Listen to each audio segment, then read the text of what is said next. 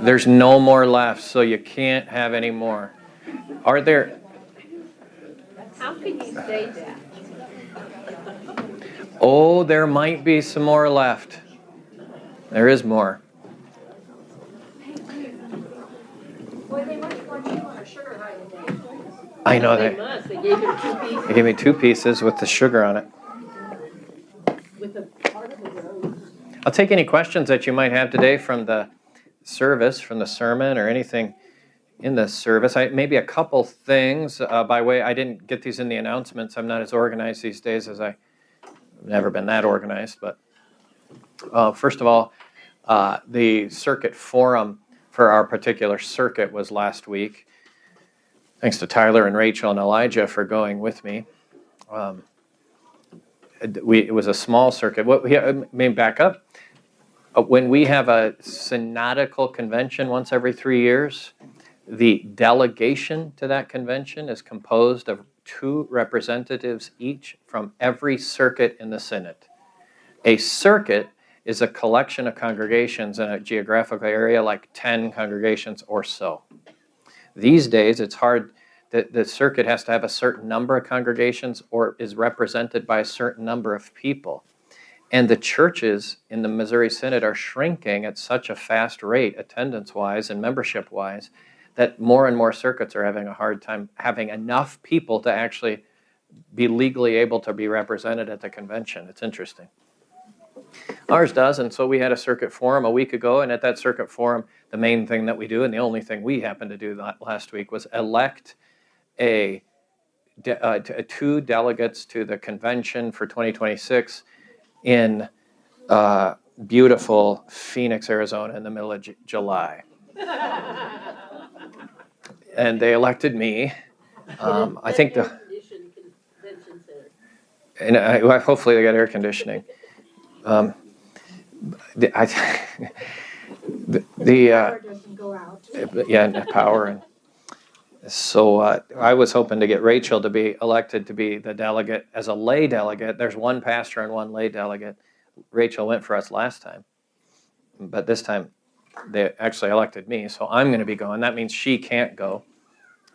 So she's real sad about that. Also, I forgot to announce today is Chris and Sony still here? Where's Sony? Did they not? They're not able to say. Well, then they're not here, so they'll miss their own announcement. Hopefully they know about this. Chris and Sony have been married. I hope you know about that. So congratulations to them. Sony wants me to announce to you that she is pregnant.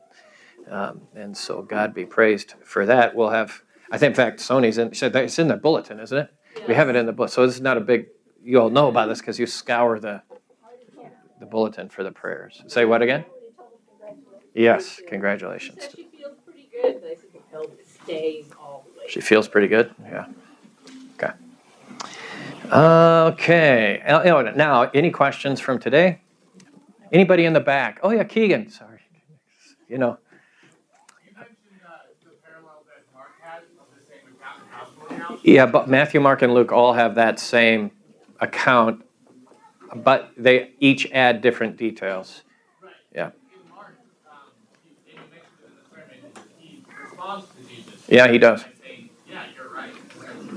And Jesus says you were not far from the gospel. From the kingdom.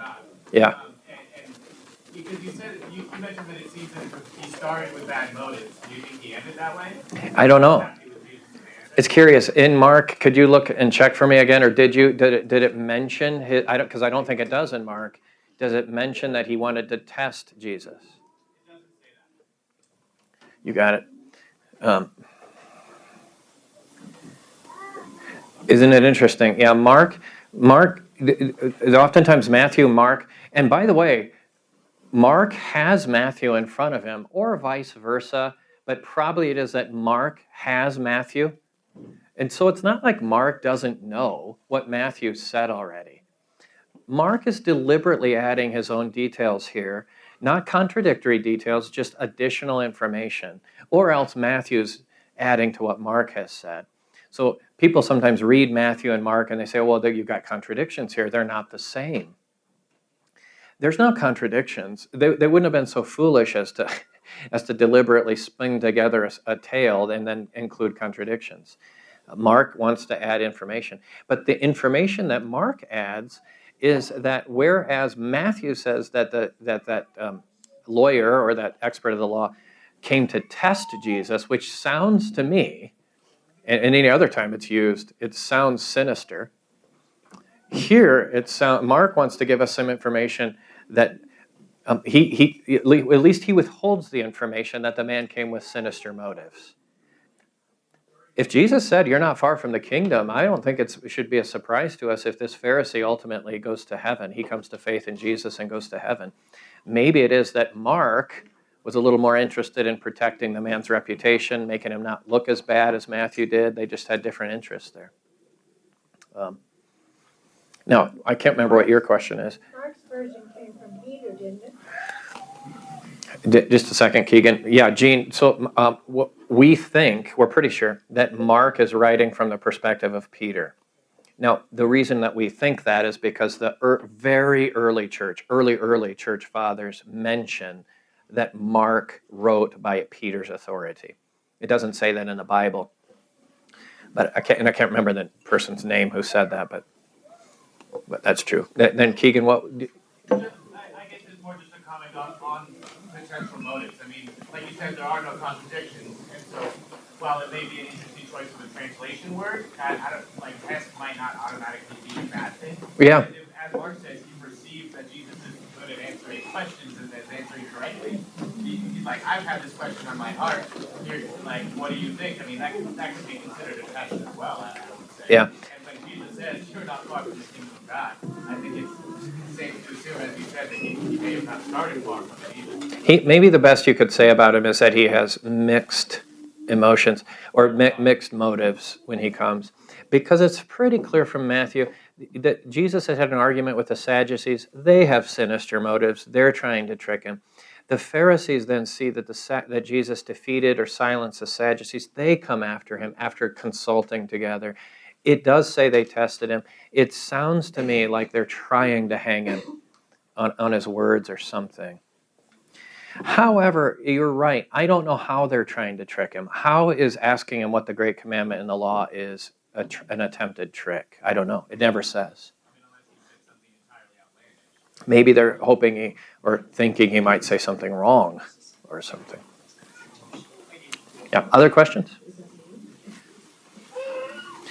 Okay, Mike, I'm sorry. Your comment about the local area pastor that discourages members from listening to other pastors. Yeah. I question the comment is, it would seem to me there could be some wisdom in a pastor encourages people to run certain podcasts or books they're thinking about listening to by him to get his opinion. Because as you said, there's a lot of garbage out there, and sometimes people can be kind of sneaky, like if you're not super well educated, you may fall for their ploys. But the question is, does he encourage only the Bible and the Book of Concord, and you don't read any church fathers?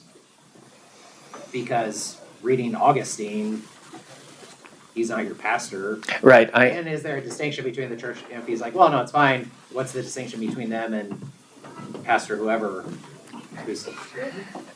Yeah, Mike is a good question. If you couldn't hear him, is about the comment I made offhand, and it's not even in my manuscript, about the pastor in the area who's a friend of mine and very, very much respected of mine, but he just has an opinion on this that I disagree with, and that is that he doesn't think that pastors should sort of broadcast their teaching in such a way that members of other congregations can hear him. It's as though then that the layperson has multiple different pastors at that point, sort of long distance pastors, and then their own actual God-given pastor. And Micah's good question is, well, what about books, right? What about church fathers or something? Would that be okay? And interestingly, this particular pastor friend of mine did write a book and wants people to read it. So books apparently are fair game.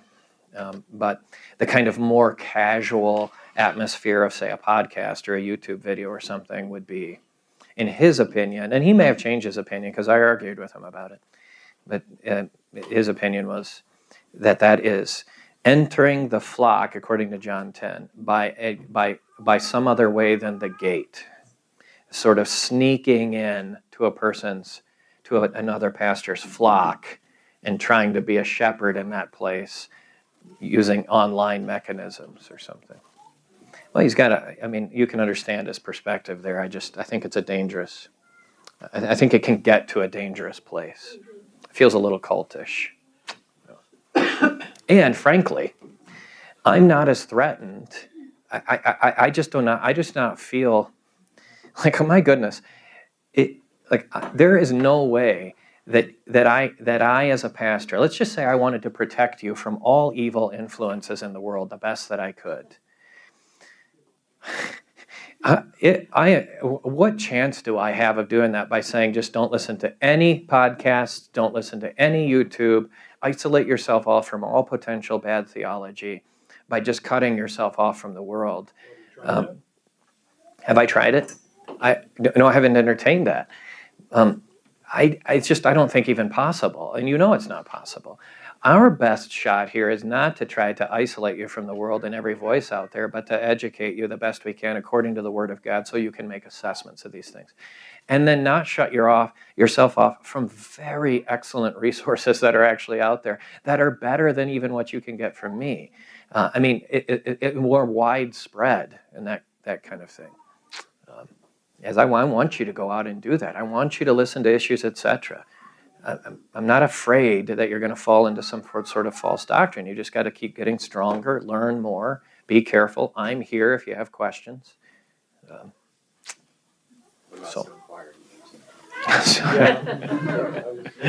Yeah.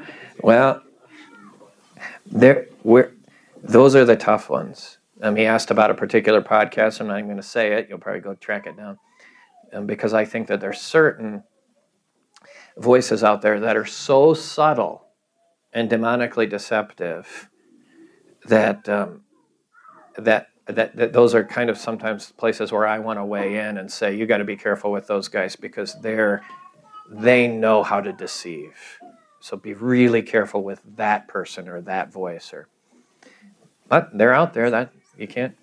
We get free of the devil when we go to heaven, and not now. Yeah. So, Manny, you had your hand up. Did I see? I think you had. I was just asking if that pastor that you're speaking about, is he ever misses a Sunday at church? Sorry? I'm asking if that pastor ever misses a Sunday at church, if he can't preach.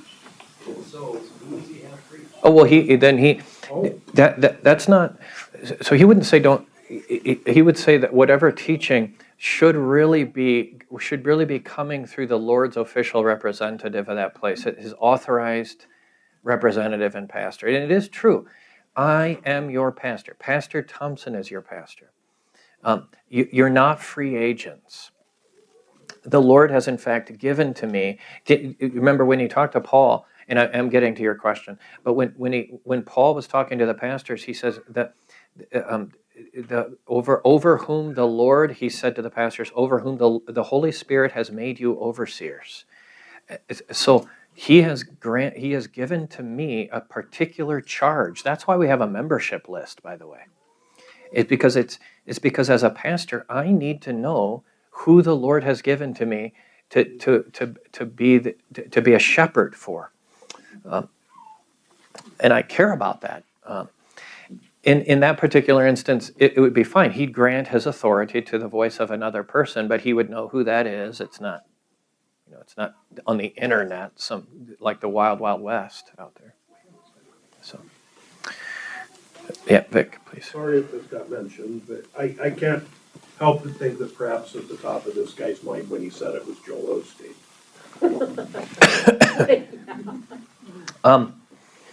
Yeah, I wasn't trying to question his motives. I think I've just taken it at face value. He said the Lord gives shepherds and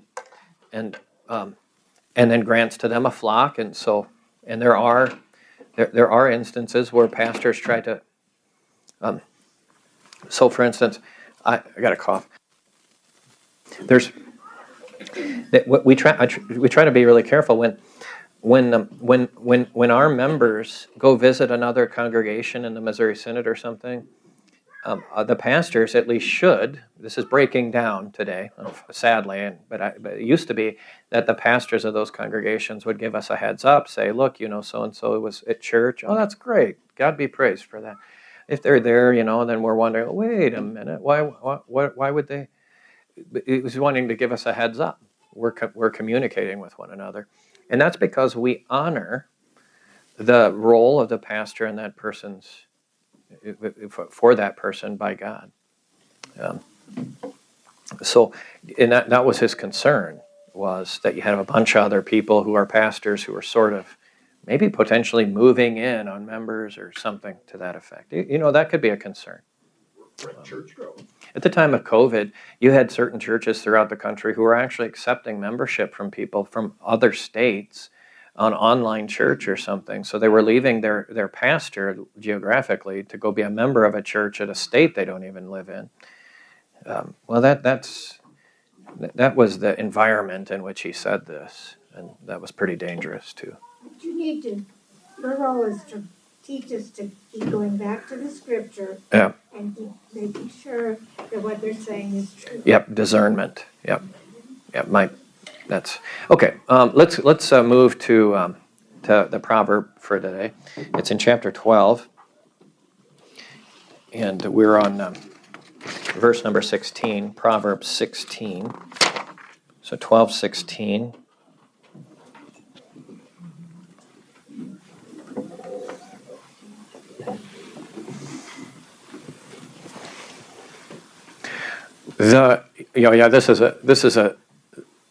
This is interesting. This is a nice one. The vexation of a fool is known at once, but the prudent ignores an insult. I think by thinking it over a little bit, you can probably get a real quick sense of what's going on here. Vexation. First of all, maybe we'll start here. What has happened here? What's the starting point of this proverb? The starting point is in the second line, and that's with an insult. Or the original languages here would indicate like a shame, or in the Septuagint it's going to say a dishonor, atimeia. So the first thing that happens is that I am insulted or shamed or brought to dishonor somehow. And now there's two ways to react to that. There's the Christian way, and then there's the foolish way. The Christian way, or the prudent way, is to ignore the insult, or the word ignore there could be I wrote it down. It's not ignore so much, overlook. That's what Steinman says, to overlook an insult. The foolish way, the way of a fool, is to react with vexation immediately. Yeah, so let's start out with each of these things. What's the insult? Insult could be that somebody says something or calls you a name. That could just simply be what it is. But this insult is broader than that. It could be anything anything that is demeaning to you, that would potentially cause you frustration or annoyance. It could be in your office from somebody above you, for instance, like a boss could be insulting to you, not by something he or she might say, but just by the way they treat you, by what they pay you, by something that they do. It could be somebody underneath you in vocation. It could be somebody who's working for you. It could be one of your children or something, and they insult you. They don't treat you with the kind of dignity that you deserve and that the Lord has given to you in your office. And you feel, I think you'll know what I mean. You know what it feels like when you are insulted in that way or brought to dishonor. And so the immediate impulse is to be irritated, which is understandable. The fool makes his vexation or irritation, or as Steinman says, his annoyance, known immediately. So what does a fool do? He immediately responds with anger, almost without thinking about it. Whereas the The prudent, I didn't look at that word, I should have. Whereas the prudent person overlooks it and allows it to slip on by him, or at least waits before he responds to it. So what we're getting here is training. Solomon, remember, is training generally young men, but of course he's training us all, about how to deal with when people sin against us.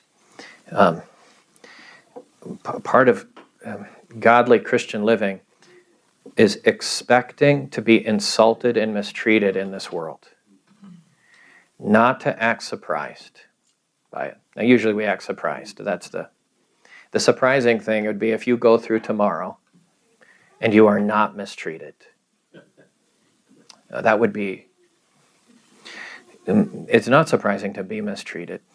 The virtue here is to handle it well, and that would be with patience, to generally speaking let it go, or if you have to deal with it, to just wait, to sit on it for a while and think. And then when you do respond to it, you're not responding as much, at least, with what? Vexation or annoyance, but probably more constructively. So that would mean you'd want to get, if you're young, the older folks around here, like me, pretty stubborn and set in our ways. We're still learning. The Holy Spirit is still working with us and changing us. But the young here do have a lot. They're growing very much and very quickly. They're still very kind of have the capacity to make adjustments. When you have got to know that when you construct an email or a text message, you got to know that you wrote it in what? If you've written it in vexation or with annoyance, then you can write it, but you better not push send. If you wrote it with irritation, you better let that sit for a day. And anytime I let an email that I know I wrote in frustration, anytime I let it sit for a day, come back to it the next day, get ready to push send, almost every time, what? You'll leave it. I don't push send. Yeah, bad idea. When I do push send, because my vexation overcomes me like a fool, then I almost always regret it. Yeah. Okay, so wisdom from Solomon. Let's go to the 19th chapter of Job.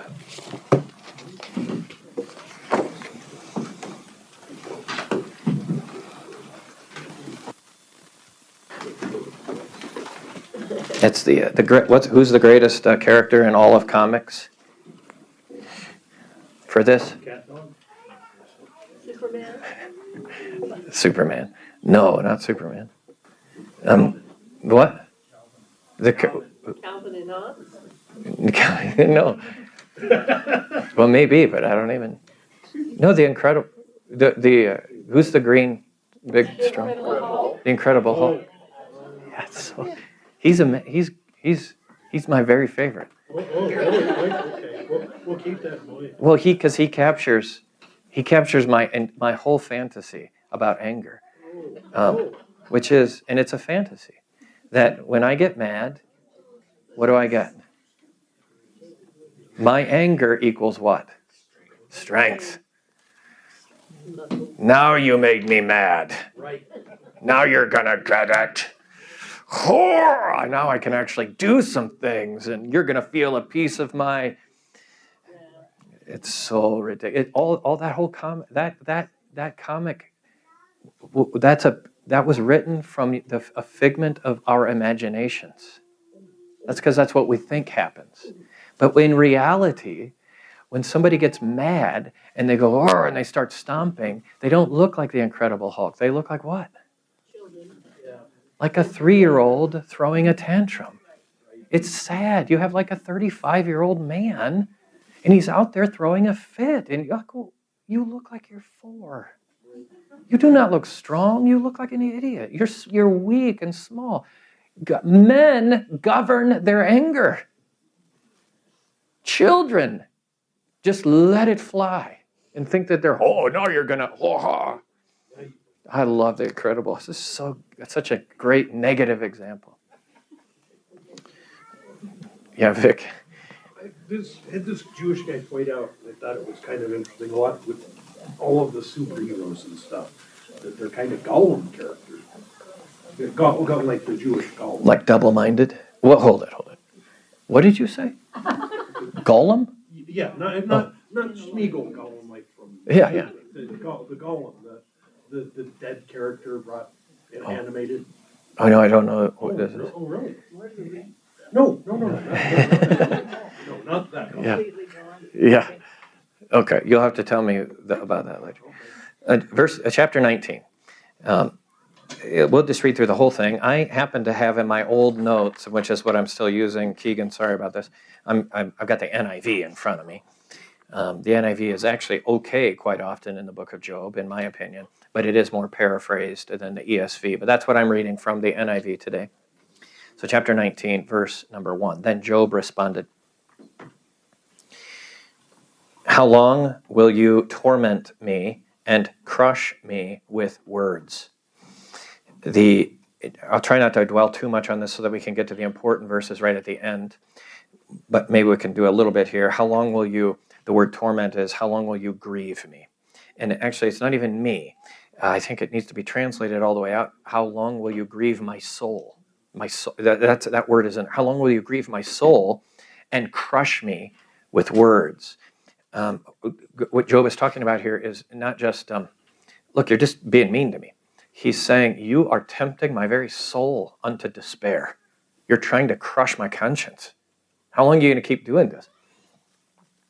Verse 3, these 10 times you've insulted me. You're not ashamed to wrong me. Even if I've truly erred, my error lodges with me. I think that is saying, look, even if I have made a theological mistake, even if I have, what does that have to do with you? Why are you so concerned? Why are you coming after me? Well, he doesn't admit that he's made a theological error. He's not saying that. But even if he did, verse 5, if indeed you vaunt yourselves against me and prove my disgrace to me, know then that God has not wronged me. NIV. He's wronged me. Know that God has wronged me. Job doesn't talk about, gosh. Know then that God has, the word there isn't wronged, it's bent or made me crooked. Know that God is the one who's bent me over, basically. He's smashed me, kind of. That's God that's done it, and he's closed his net around me. So, in other words, even if you could prove my disgrace, all you've done is prove something God has done to me. I didn't do this. God's the one acting. Job keeps saying this. Verse 7, behold, I cry violence, but I get no answer. I shout for help, but there's no justice. Like I can call out for help. Nobody's coming. Feels like God is far, far away from me. He's not helping me. He has walled up my way so that I cannot pass. He's put a darkness on my paths. He has stripped my honor from me and removed the crown from my head. He breaks me down on every side and I'm gone. He's uprooted my hope like a tree. He's also kindled his anger against me and considered me his enemy. That word, he's considered me his enemy. He's treating me like an enemy. His troops come together and build up their way against me and camp around my tent. He's removed. Now this shifts a little bit, and this will be important. I want to pay attention to this. He starts talking about the people close to him and how they've all abandoned him. This will be important because after a little while he's going to say, but my kinsman redeemer lives, and I'll see him. Now his kinsman redeemer, that's his redeemer, but the word is goel in the Hebrew, and it means kinsman. Well, if I say kinsman, we don't talk that way, but we could just as well. Who's your kinsman? Your family. Your kinsman or your family.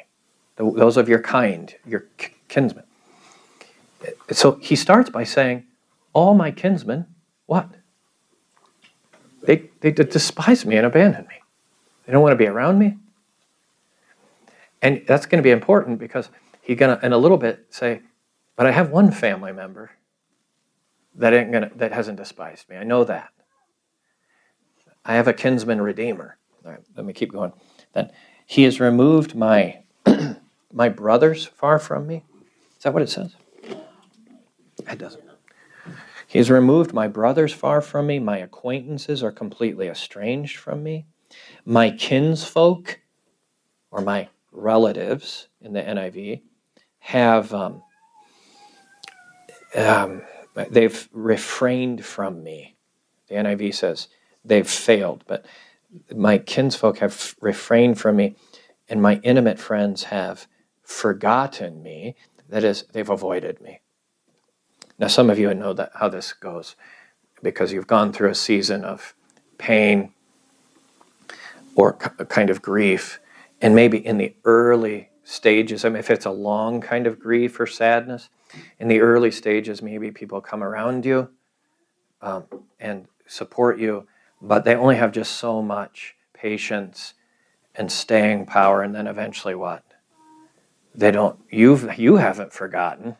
You're still going through it, but they've kind of moved on, and they don't want to talk about it anymore. Really, you know how this is. So the hard part, oftentimes, of grief or of pain, is not just the grief or the pain, but then the isolation that follows it, and that's what Job is saying. He's saying my relatives by now it's been long enough. They don't want to come around me. They avoid me. Verse 15, even those who live in my house, my maids, they consider me to be a stranger. They don't treat me like they used to. It's like they don't even know me anymore. I'm a foreigner in their sight. Verse 16, I call to my servant, but he doesn't answer. I have to implore him with my mouth. My breath, I'm not sure what this exactly, my breath is offensive to my wife. And I'm loathsome to my own brothers. I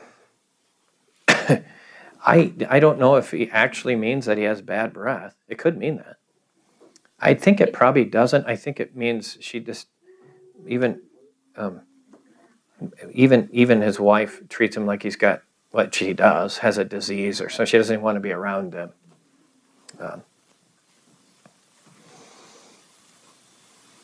18, even young children despise me. I rise up and they speak against me. All my associates, my peers, abhor me, and those I love have turned against me. So you got it from 13 to 19. Everybody that used to be for me, everyone has left me. They've failed me. So you've got that background. And then he says in verse 20, my bone clings to my skin and my flesh, and I've escaped only by the skin of my teeth. We don't usually talk about the skin. I used that phrase the other day with one of the kids, and they said, "What the skin of your teeth? What are you?" And I said, "I don't know where I got it from. You don't have skin on your teeth. That's gross." I see it in 3 translations. All of them? Yeah. So you tell my kids that.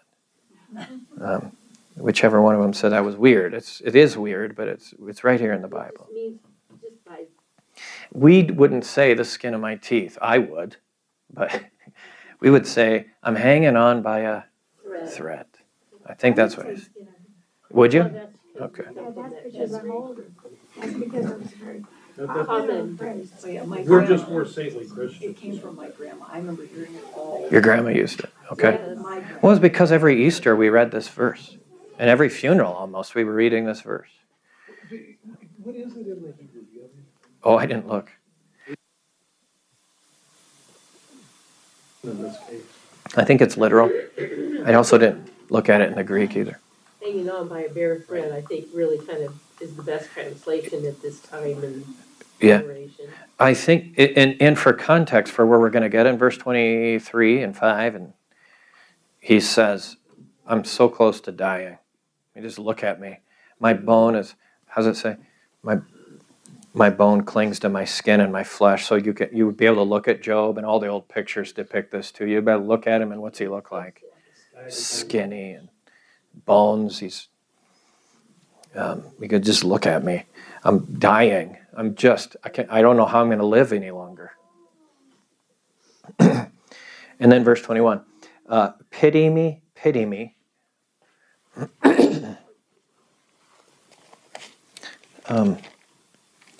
I don't have maybe, I just wanted to get back to, because I have the NIV, but which is good, but I wanted to get to a translation that you're more likely to hear, or that you're maybe more used to. In verse 21, I only have it up here as the ESV, but 21 says, have mercy on me, pity me. What's the King James say? Have pity on me, okay, good.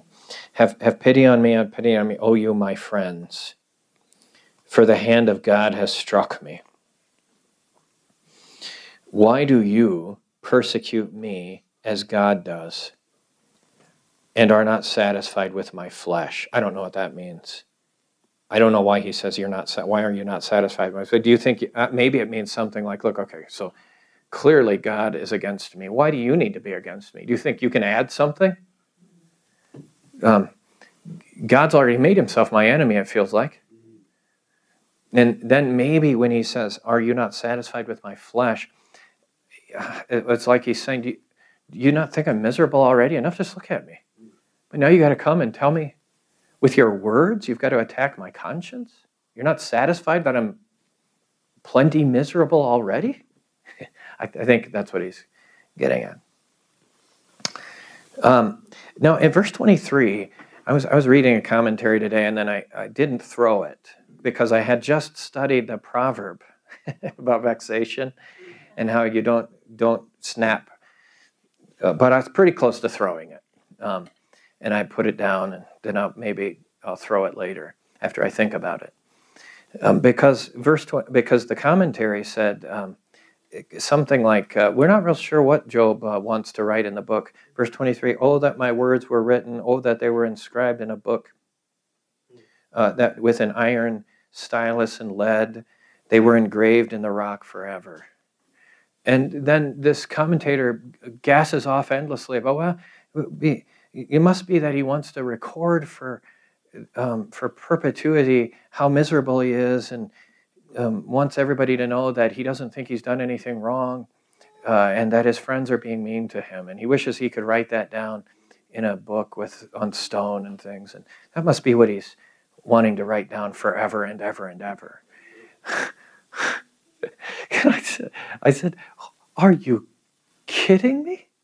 When Job at verse 23 says, I want these words to be inscribed in the book, and I'd like them to be recorded on stone, and not just for a while, but forever and ever. I want them to be recorded in the only book that will last unto eternity, which is what? What book alone lasts unto eternity? The Bible, the Holy Scriptures. So Job is here saying, here, if I could record something down in Holy Scripture by the inspiration of the Holy Spirit, that's going to exist forever as if it was pounded out into stone, like the Ten Commandments themselves, these are the words that I would put down in stone. It's not the words from the previous verses, it's the verse that he's going to give us in the next one. Why is my commentator looking back at all the verses from before? It's the verse he's about gonna say that he wants to be recorded forever and ever, which is verse 25. Okay. Before I get to verse 25, let me see if I... Yeah, so I think the translation that I got from Dr. Judish is, oh, that my words were written, oh, that they were inscribed in the book. Now, I know that the Hebrew nor the Greek here has the definite article. But I suspect that Dr. Judish wanted to translate that with the definite article, the book, because of not the presence or absence of the definite article, but because of the description of the book. Namely, that it's a book which exists unto eternity. That's it's like it's like a rock. It's a rock book. It doesn't go anywhere. All the books of men are turned to dust, except the word of the Lord, which endures forever. And so Dr. Judish wanted to translate this as they were inscribed in the book, that with an iron stylus or an iron pen and lead, and they were graved in the rock for eternity. And then he says the words that he wants recorded for eternity, which is the next verse, verse 25. Now I'm reading from the NIV. As for me, I know that my Redeemer lives, and at the last he will take his stand on the earth. And even after my skin is destroyed, yet from my flesh, that's good, I shall see God, whom I myself shall behold, and whom my eyes will see, and not another. My heart faints within me. Okay, those are the critical verses there. So we're going to work on those verses to get down to what Job is after here, in particular. So back to 25. As for me, I know my Redeemer lives. Let's start out by saying this. Probably the ESV, do I have it? Will say, I myself. Does that say? No, so I think the emphasis here is, in the Hebrew, is for I myself. And the Greek is the same way. That actually has that, what's it called? A reflexive pronoun or something. I myself. For I myself know. And I'm going to mess with you here because you know the hymn, I know that my Redeemer lives, which is a fine and acceptable translation of this verse. But I want to fine tune it a little bit, and especially the way Dr. Judish, and this is consistent with the Hebrew. Job says, for I myself not know. That's what's called the perfect tense, but oftentimes in the Old Testament, the perfect tense is in fact describing an event, not which is in the past. Perfect means a perfect tense means it's a completely accomplished event. And so when we translate the perfect tense, we always put it in the past, because the only way that you can get something accomplished and complete is if it's already done in the past. But in the Bible, God can talk about an event or something as though it's as good as done, accomplished, accomplished and enduring by its accomplishment. He can talk about such a thing that is yet to happen in the future. The famous example here, which is slam dunk, we know that it's talking about a future event, is Isaiah 53.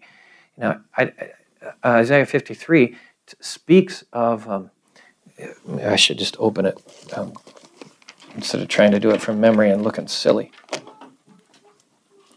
Say, Isaiah 53, 3. He was despised and rejected by men, a man of sorrows, acquainted with grief. Well, Isaiah is saying this centuries before Jesus came, but it's very clearly about Jesus. And it's not about, it's about what Jesus would endure. But yet, it's in the perfect tense, and so the translations put it into the past tense. He was despised. Or verse 4, he has borne our griefs. But for Isaiah, that's still future tense. So in my view, that should be translated, theologically speaking, should be translated in the future. Surely he shall bear our griefs and carry our sorrows. Surely he will be wounded for our transgressions. But it's as good as done. That's the reason it's in the perfect tense. We call this the prophetic perfect tense. There, back to Job. This is in the perfect. This I suggest to you is a prophetic perfect. I myself will know. Job isn't talking about some past event or a current event, but a future event as good as done, and that's why he's confident. I will know. And then the word that, I know that my Redeemer, this is, he's not talking about a piece of information that he's aware of, but he's talking about a person that he knows. The word that has to be inserted in there. Actually, the way I think we would want to translate this is, I will know my Redeemer. I will know my Redeemer. And in fact, the word for lives could be translated lives or alive. So Dr. Judish will translate this way. He says, I myself will know my Redeemer alive. Now, this is significant because of the word Redeemer. It is the Hebrew word goel, and that's a common word in the Old Testament. I would like to go through all the passages about the goel, but I'm not going to have time to do that, and I do want to finish these passages today. But for our purposes here, the most common translation and the most useful one is my kinsman redeemer. So this was a goel in the Old Testament was a family member, a blood relation family member that had certain responsibilities to me. He's my family. He has relations. He has responsibilities to me in the event that something bad happens to me. That is, if I lose my land, he has a responsibility to come in and do what he can as my family to recover my land. If I die and leave my wife a widow and he's able to do it, he should come in do his kinsman redeemer responsibility and marry my wife and provide an heir for me. This is all listed out in Leviticus chapter 25, and it's expounded in Numbers 35, and it becomes really interesting, although not in a way I can completely describe. It's described for us in the book of Ruth. It's illustrated so well there. Yeah, in Ruth it is. Now there's some things in Ruth that are not stated in Leviticus or Numbers, and we're not sure where they came from. But it's clearly the goel, the kinsman redeemer, is in play. Remember when Ruth was wanting to marry, what is the man's name? Boaz. That Boaz couldn't just take Ruth to be his wife, but he first had to appeal to her kinsman redeemer, because he has first rights to take her to be his wife and then to receive her inheritance in the land that was for her husband. And so he had that responsibility. Now he forfeits that responsibility, which is what Boaz suspected he would do. And so then Boaz can marry her. But that's what's at play there theologically as a kinsman redeemer. And the point here is it's somebody, a kinsman redeemer is somebody who has to be a blood relation to you. So a kinsman for me would have to be what sort of a being? Another human being. You can't be my kinsman redeemer if you're not what? A human with blood that's related to my blood. Second, he must be able to redeem me and willing. In the case of Ruth's kinsman redeemer, he wasn't willing.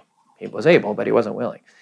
In other cases, it might be that he's not able, and so he can't do it. But if he's able and willing, and he's my blood relation in a certain way, then he can rescue me from loss of property or reputation or even my own freedom. I'd be going to slavery, but my kinsman redeemer can come and redeem me, purchase me up out of slavery. Now, what's interesting in the Bible is that most of the time when a kinsman redeemer is referenced, it's not actually referring to a person. It's almost always referring to God himself. And there are dozens of passages this way.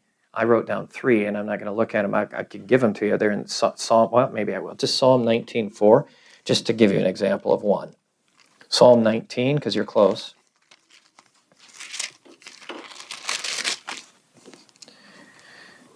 Their voice goes out through all the world. I guess this is not right, because I'm at Psalm 1914. Sorry, 14. Let the words, you all know this passage. Let the words of my mouth and the meditation of my heart be acceptable in your sight. O Lord, my rock and my redeemer. But it's the word goel. O Lord, my rock and my goel, my kinsman redeemer. Who here is the goel? God is. In particular, the second person of the Holy Trinity, the Lord's Christ, the Messiah. So on the one hand, Job's kinsman redeemer has to be a blood relation. But on the other hand, it's roundly taught in the scriptures that our goel, true goel, is God himself. Which means he must be both. So just by using the word goel here, Job is indicating his trust that his true redeemer is both a man and related to him by blood, and also true God, who will rescue him from the only thing, who will rescue him from the thing that no one seems to be rescuing him from at the moment, which is his own death. So he says, look, I'm just right on the edge of dying, but I'm going to know my goel alive. I'm going to die, and then what? I will know him alive again. And at the last, he will take his stand on the earth, or on the ground, on the dust. So the phrase is at a latter day. On a latter day. That's the phrase. On a latter day. So Job first says, I will know my Redeemer having come alive again. And that's a teaching of Jesus and his resurrection, of the true God and man in one person's resurrection. I will know him living. And then at a latter date, after he came alive again, at a latter date, or on a later day, he will come again, and what? He will stand on the dust of the earth. He will stand on the ground. And we think that that's Job's way of saying, because the Old Testament saints knew, all the commentaries say, oh, they didn't know much, they just had a general faith. I don't think so. Job knew that his Messiah, his Redeemer, would die and rise again. And that not only that, but that after he died and rose again, at a later date, and not just at the last, but at a later date, at a later day, that he will again stand on the earth. And what's that day referring to? The day that he returns. In his body, he'll come and stand on the ground. And Job says, and even after my skin is destroyed, I think destroyed is fine, struck off, even after the skin of mine is what? It's gone, it's off it gets struck off my soul maybe. It's like, this skin of mine is barely hanging on right now by a what? By a thread, or by the skin of my teeth. Someday it's going to not hold on anymore. It's going to fall apart. It'll be destroyed. But after my skin is destroyed this way, yet from my flesh I shall see God. The translators oftentimes don't think that Job could possibly say what he actually says here, and so they translate it, some terrible translations say, apart from my flesh. Yet apart from my flesh I shall see God. So sort of in my airy-fairy soul I'll see God. Apart from my flesh, I don't need that anymore. And that's because our translators are Platonist and Gnostic. Then they don't believe that you're going to have a new body. That's right. Because they think, well, wait a minute, why would Job say, well, they just understand what they're reading. Why would Job say, my skin will be destroyed, my body will be destroyed, and in my flesh I'll see God? That doesn't make any sense. How can he destroy his body? Is going to be destroyed, and then he's going to see God in his flesh? Why? That doesn't. Because they don't think Job could possibly understand The doctrine of what? The resurrection of the body on the last day. And yet that's exactly what Job is confessing here. I'm going to know my Redeemer alive out of the grave. And then on the last day, on a latter day, he's going to come back and stand on the earth. And on that day, even my body will long have since been destroyed. But then from my flesh, not apart from my flesh, from within my very flesh, I shall see God. Now, who's the God that he's going to see? He'd already referred to him. So the God that he's going to see is the Goel that he'd referred to earlier. I know him alive. He's going to come stand. My skin will have been destroyed, but I'll still see him. I'll still see who? My Goel, my Redeemer, and my God. It's the same person. And he's referring to Jesus on the last day, who he'll see in his flesh. Now, whose flesh is he going to have? Job says, verse 27, whom I myself shall behold, and whom my eyes will see. And in case you think I'm going to get substitute eyeballs or a substitute body, because my body and flesh will be turned into ashes and spread around by worms and things. In case you think God's going to have to make up a new body for me, let me just staple this home for you. I will see him, I myself will see him, and my eyes will behold him, and not another eye, not a substitute eye, but these eyes. How can that be? I have no idea. But Job is confessing something with confidence, and that is the resurrection. And that is that our bodies are not substitute bodies in heaven. They're renewed and perfected bodies. We could talk all day about this. They don't have the stain of sin any longer in its effects, but the body is the same. Same flesh and blood. And then he says, and I know we're a minute past or so, maybe the time, maybe somebody's deceiving me with the clock. That's right. It's a minute before. Somebody's playing with a clock. But he concludes by saying, my heart faints within me, or how I am. What's the old King James on this? How my kidneys... Well, my reins, I don't even know what that means, but I want to do that one. I think it's, Dr. Judas says it's his kidneys. My kidneys are something, but it's a statement of distress. And so, why would Job say, I'm going to know my Redeemer alive, and I'm going to see him in my flesh, and these eyes are going to behold my Goel and my Lord on that day.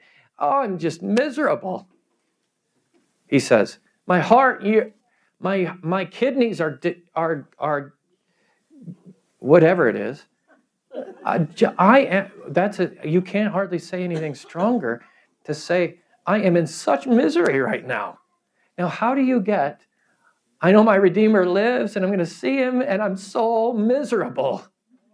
Why? How do you pair those two things together?